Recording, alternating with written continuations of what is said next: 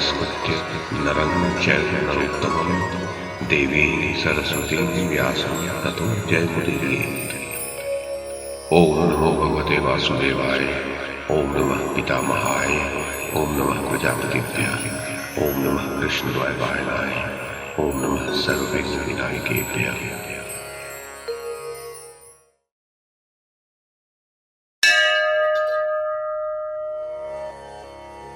संजय ने कहा, महाराज धृतराष्ट्र, तदनंतर कर्ण का वध करने के लिए कृत संकल्प होकर जाते हुए अर्जुन से अप्रमेय स्वरूप भगवान श्री कृष्ण ने पुनः कहा, भारत, मनुष्यों, गजों और अश्वों का जो यह अत्यंत भयंकर विनाश चल रहा है, इसे आज 17 दिन हो गए। अर्जुन, शत्रुओं के साथ साथ तुम लोगों के पास भी विशाल सेना जुट गई थी, परंतु परस्पर युद्ध करके प्रायः नष्ट हो गई। अब थोड़ी सी ही शेष रह गई है। पार्थ, कौरव पक्ष के योद्धा बहुसंख्यक गज अश्वों से संपन्न थे, परंतु तुम जैसे वीर शत्रु को पाकर युद्ध के मुहाने पर नष्ट हो गए। तुम शत्रुओं के लिए दुर्जय हो। तुम्हारे ही आश्रय में रहकर ये तुम्हारे पक्ष के भूमिपाल सृंजय और पांडव योद्धा युद्ध स्थल में डटे हुए हैं। तुम्हारे द्वारा सुरक्षित हुए इन पांडव, पांचाल, मत्स्य, करुष तथा चेदी देशीय वीरों ने असंख्य शत्रुओं का संहार कर डाला है।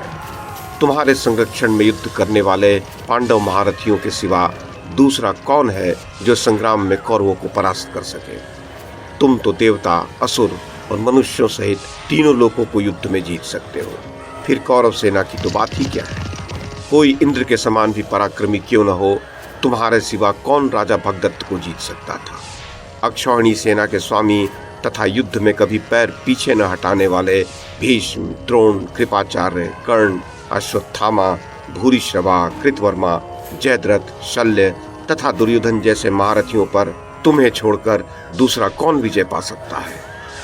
भयंकर पराक्रम दिखाने वाले तुषार, यवन, खश, दार्वाभिसार, दरद, शक, माठर, तंगण, आंध्र, पुलिंद, किरात, म्लेच्छ, पर्वतीय तथा समुद्र तट पर रहने वाले योद्धा क्रोध में भरकर दुर्योधन की सहायता के लिए आए हैं। इन्हें तुम्हारे सिवा दूसरा कोई नहीं जीत सकता। यदि तुम रक्षक न होते तो व्यूहाकार में खड़ी हुई कौरवों की विशाल सेना पर कौन चढ़ाई कर सकता था? तुम्हारी सहायता से पांडव पक्ष के वीरों ने उसका संहार किया है। भीष्म जी अस्त्र विद्या में बड़े प्रवीण थे।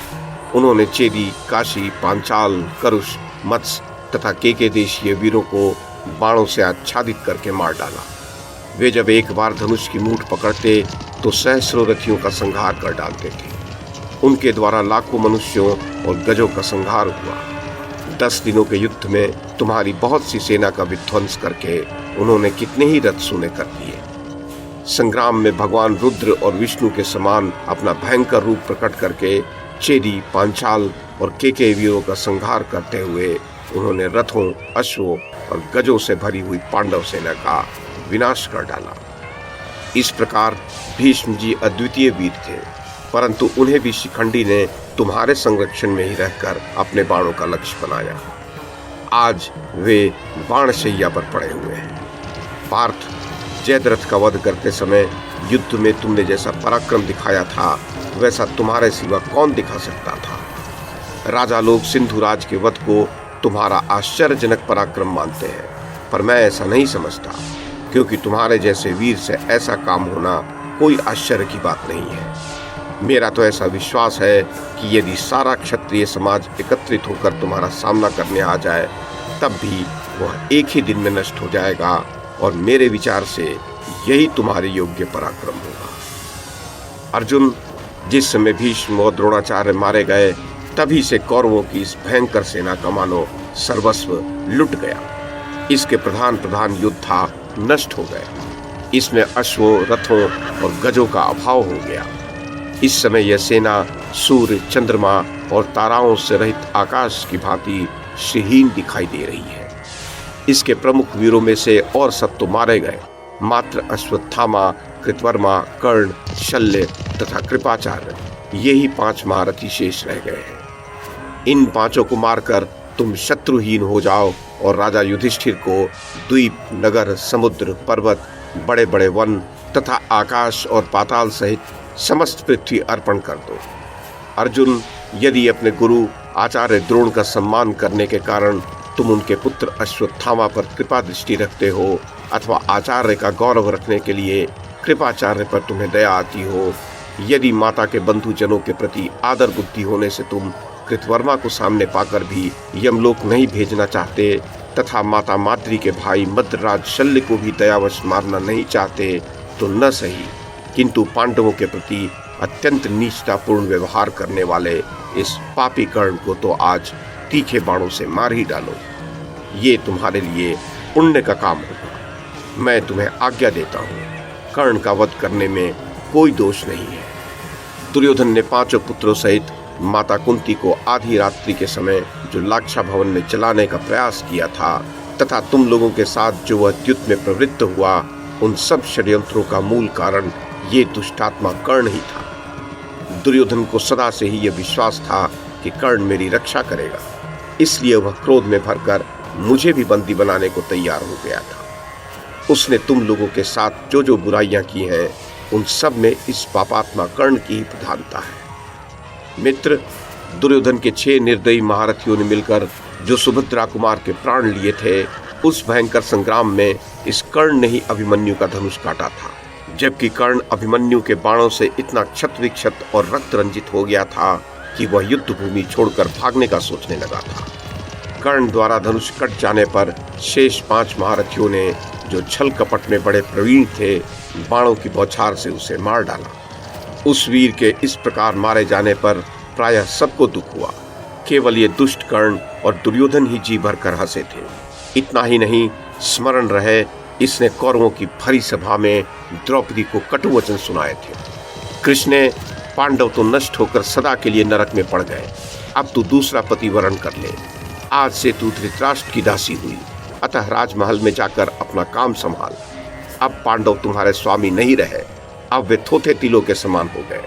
वे तेरे लिए कुछ भी नहीं कर सकते। तू दासों की स्त्री है और स्वयं भी दासी है। पांडुनंदन, इस प्रकार इस पापी ने बहुत सी बातें कही जो तुमने भी सुनी थी। इसके अलावा भी इसने तुम लोगों के साथ अन्याय करके जो जो पाप किए हैं, उन सबको तथा इसके जीवन को भी तुम्हारे बाण नष्ट करें। आज दुरात्मा कर्ण अपने शरीर पर गांडीव धनुष से छूटे हुए भयंकर बाणों की चोट सहता हुआ आचार्य द्रोण तथा भीष्म के वचन का स्मरण करें। तुम्हारे सायकों से पीड़ित हुए राजा लोग आज दीन और विषाद युक्त होकर हाहाकार मचाते हुए कर्ण को रथ से नीचे गिरता देखें। राजा शल्य भी आज तुम्हारे सैकड़ों बाणों से छिन्न भिन्न हुए रथी और अश्व से रहित रथ को छोड़कर भयभीत होकर भाग जाएं। पार्थ, यदि तुम सूत पुत्र कर्ण के देखते देखते अपनी प्रतिज्ञा पूर्ति के लिए उसके पुत्र को मार डालो, तो वह भीष्म, द्रोण और विदुर की बातों का स्मरण करेगा। तुम्हारा मुख्य शत्रु दुर्योधन तुम्हारे हाथ से कर्ण को मारा गया देख आज अपने जीवन तथा राज्य से निराश हो जाएगा। अर्जुन, जान पड़ता है पांचाल देशीय वीर द्रौपदी के पुत्र धृष्टद्युम्न, शिखंडी, धृष्टद्युम्न के पुत्र शतानिक, नकुल, सहदेव, दुर्मुख, जनमेजय, सुधर्मा तथा सात्यकी ये कर्ण के वश में पड़ गए हैं। उनका घोर आर्तनाद सुनाई पड़ रहा है। जो अपने मित्र के लिए प्राणों की चिंता न करके सामने डटकर लड़ रहे हैं, उन सैकड़ों पांचाल वीरों को कर्ण यमलोक भेज रहा है। वे कर्ण रूपी अगाध महासागर में नाव के बिना डूब रहे हैं। अब तुम्हें ही नौका बनकर उनका उद्धार करना पड़ेगा। कर्ण ने भृगुवंशी परशुराम जी से जो अस्त्र प्राप्त किया था, उसी का अत्यंत भयंकर रूप आज प्रकट हुआ है। वह घोर अस्त्र अपने तेज से प्रज्वलित हो तुम्हारी सेना को सब ओर से घेर कर संताप दे रहा है। ये देखो, भीम संजय योद्धाओं से घिरे हुए हैं और अत्यंत क्रोध में भरकर कर्ण से लड़ते हुए उसके पैने बाणों से पीड़ित हो रहे हैं। मैं युधिष्ठिर की सेना में तुम्हारे सिवा और किसी वीर को ऐसा नहीं देखता जो कर्ण से लोहा लेकर कुशल पूर्वक घर लौट सके। इसलिए तुम अपनी प्रतिज्ञा के अनुसार तेज किए हुए बाणों से आज कर्ण को मारकर उज्जवल कीर्ति प्राप्त करो। वीरवर, मैं सच कहता हूँ, एक तुम ही कर्ण सहित कौरवों को युद्ध में जीत सकते हो, दूसरा कोई नहीं। अतः महारथी कर्ण को मारकर तुम अपना मनोरथ सफल करो।